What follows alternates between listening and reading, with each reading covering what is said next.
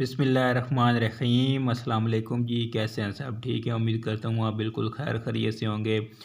اچھا، آج میرے سامنے جو ٹاپک ہے وہ ہے جی باہو بہار میر امن دہلوی۔ یہ ہے جی تیسرا پرچہ ہے، سرگودا یونیورسٹی اردو کا افسانوی ادب، تو یہ تیسرا پرچہ ہے جی۔ تو آج ہم اس کا یہ ٹاپک ہے باہو بہار میر امن دہلوی، اس کی جو ہے نا معاشرت نگاری، اس کے اوپر ہم آج بات کریں گے۔ تو پہلے کچھ اس کے جو ہے نا جو کوسچنس ہیں وہ لکھی ہوئی ہیں، تو آپ یہ پڑھ لیں، ٹھیک ہے۔ پہلا جو کوسچن ہے وہ ہے باہو بہار میں میر امن کی معاشرت نگاری پر نوٹ لکھیں، ٹھیک ہے۔ باہو بہار صرف ایک قصہ نہیں بلکہ اس عزم معاشرت کی ایک مکمل تصویر ہے۔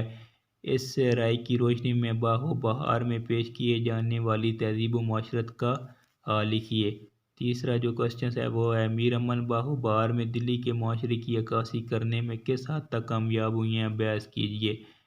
آگے ہے جی چوتھا، باہو بہار میں زمانے کی تہذیبی عکاسی بدرجہ اتم موجود ہے، بحث کریں۔ پانچواں کوسچن ہے باہو بہار کہنے کو تو محض داستان ہے لیکن حقیقت میں وہ اپنے عہد کی تہذیبی زندگی کی تصویر ہے، بحث کریں، ٹھیک ہے۔ یہ کوسچنس ہیں کچھ، تو آگے ہم اس کی پوری ڈیٹیل پڑھتے ہیں۔ یہ آگے اس کی ڈیٹیل ہے جی، ڈیٹیل بھی پڑھتے ہیں جی۔ ہر تخلیقار اپنی تحریروں میں اپنے عہد کی طرز زندگی اور بدو باش کا کسی نہ کسی سطح پر اظہار ضرور کرتا ہے، اور داستان میں تو یہ بات اور بھی زیادہ ضروری ہے، کیونکہ داستان کی جزیات نگاری اس بات کی متقاضی ہوتی ہیں کہ اس میں طرز بدو باش، رہن سہن، رسم و رواج، کھیل اور مشاغل، معاشرتی اقدار کی ایک مکمل تصویر کشی موجود ہو، ورنہ داستان ادھوری رہ جاتی ہے اور قاری کی توجہ حاصل کرنے میں ناکام ٹھہرتی ہے۔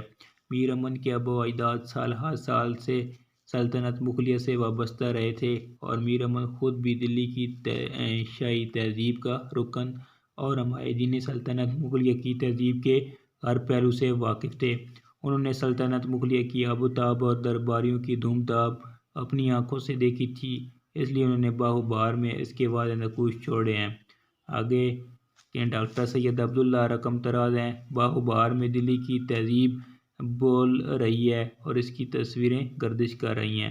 باہو بہار میں اس دہلوی تہذیب کے نقشے جا بجا بکھرے ہوئے ہیں۔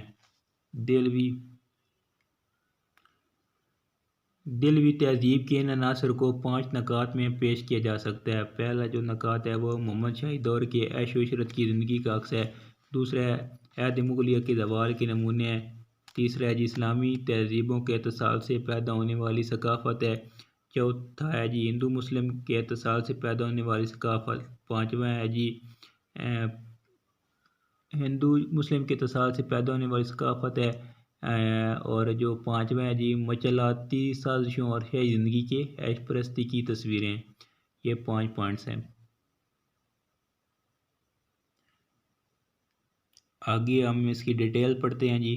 باہو بہار کے مطالعے سے یوں محسوس ہوتا ہے کہ میر امن کے ہاتھ میں ایک بہت بڑا آئینہ، اور اس آئینے میں دلی کی زندگی، یعنی خاص و عام میلے ٹھیلے، تماشگاہیں، تقریبات، ضیافتیں، بزم آرائیاں، شادی و مرگ کی رسومات اور ان لوگوں کے عقائد کی واضح تصویریں ہمیں دکھا رہے ہوں۔ باہو بہار محض ایک قصہ نہیں، مسلم تہذیب کی ایک داستان بھی ہے، جس کے نقوش میر امن نے دانستہ اور شعوری طور پر اس قصے میں جا بجا محفوظ کر دی ہیں، اور ان ایام میں مسلمان خوشحال، خوش پوش، خوش خوراک اور خوش نو تھے۔ تکلف و اہتمام اور آرائش و زیبائش ان کی تہذیب میں خاص وقت اور خاص اہمیت رکھتی تھی۔ میر امن باہو بہار میں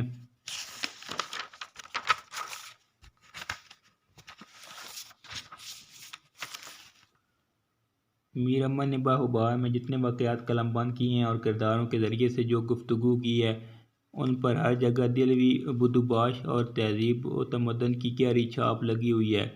باہو بہار میں ہندوستانی مسلمان، بالخصوص اونچے طبقے سے تعلق رکھنے والوں مثلاً امیروں، نوابوں، وزیروں، رئیسوں اور شاہی خاندان کا طرز معاشرت دکھایا گیا ہے۔ پہلا پوائنٹ ہے جی مہمان نوازی۔ شاہی دربار کے لوازم میں خاص بات اعلیٰ درجے کی مہمان نوازی تھی، اور ان مہمانداریوں میں تکلف میر امن کے عہد کے ہندوستانی معاشرے میں اور خصوصاً امراء کے ہاں نظر آتا ہے۔ جب شہزادہ فارس جو ہے وہ بصرہ پہنچتا ہے تو بصرہ کی شہزادی کی طرف سے دی جانے والی دعوت کے دسترخوان کا بیان کس قدر جاندار اور بھرپور ہے، اور ان کی دعوت کے لوازمات اور شاہانہ نا تکلفات کی عکاسی کرتا ہے۔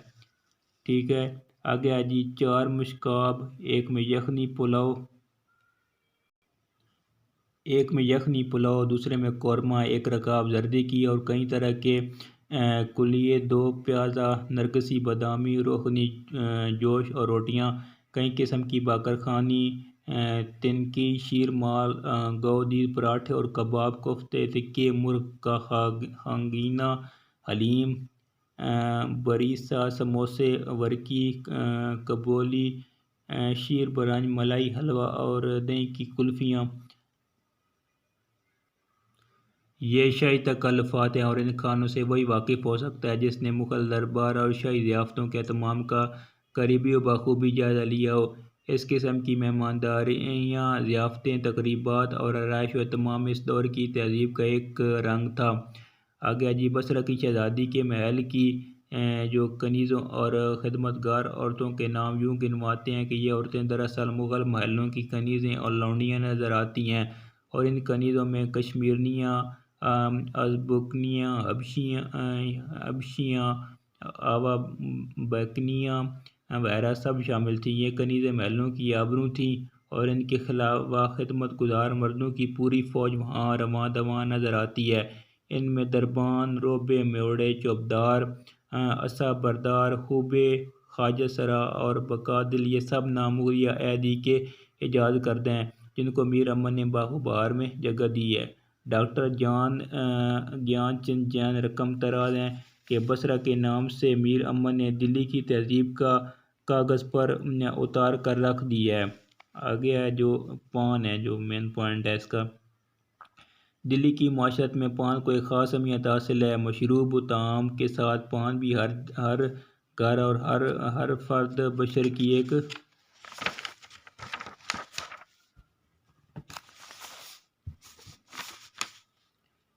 ایک اہم ضرورت تصور کی جاتی تھی۔ جہاں امیر طبقہ اس کا عادی تھا، وہاں متوسط اور غریب طبقہ بھی پان سے شوق فرماتا تھا۔ میر امن نے اپنی کتاب میں پان اور اس کے متعلقات کا خصوصی تذکرہ کیا ہے۔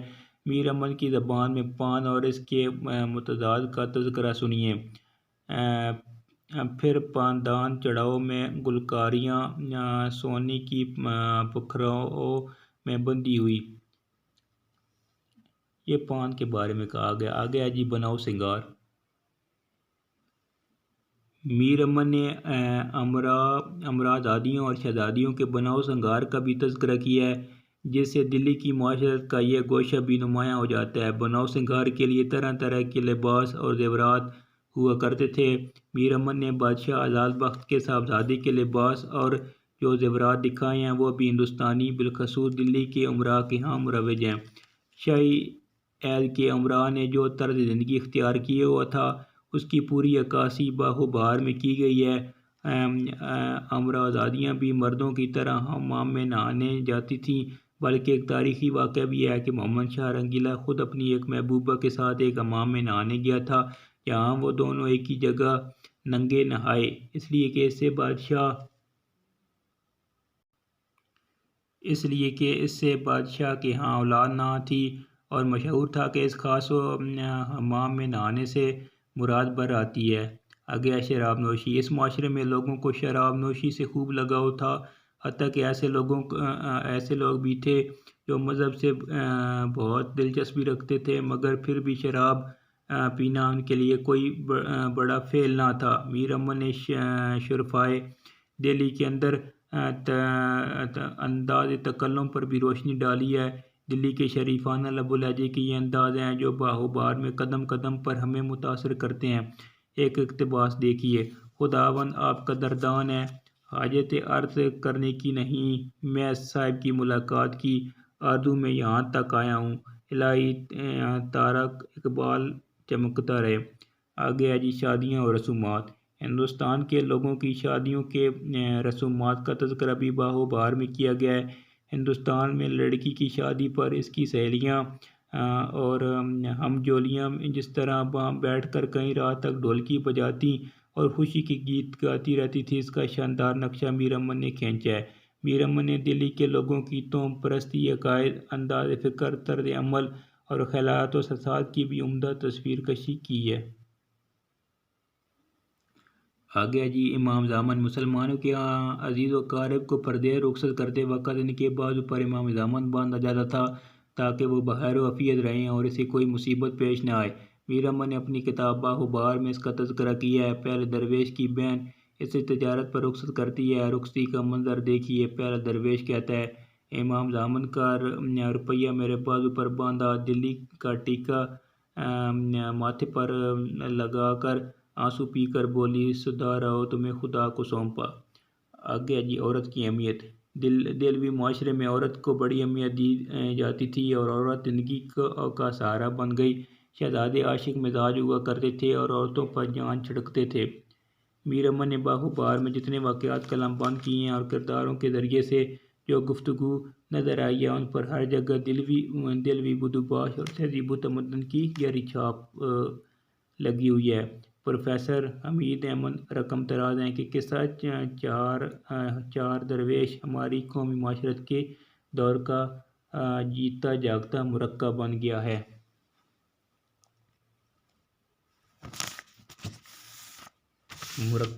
جی میر امن انتہا کے باریک بین تھے اور ان کی نظر نہ صرف ماضی کی تہذیبی زندگی پر گہری تھی بلکہ وہ اپنے دور کے حالات میں مستقبل کے انقلاب کو بھی دیکھ رہے تھے، اور انہیں جہاں روم، شام، عرب، عجم کے شہزادوں، شہزادیوں اور شاہی درباروں کی تہذیبی زندگی پیش کی، وہیں فرنگ کے بادشاہ کی بیٹی کے قصے کو بھی داستان میں شامل کر کے ہندوستان میں انگریزوں کے بڑھتے ہوئے عمل دخل کی نشاندہی بھی کر دی۔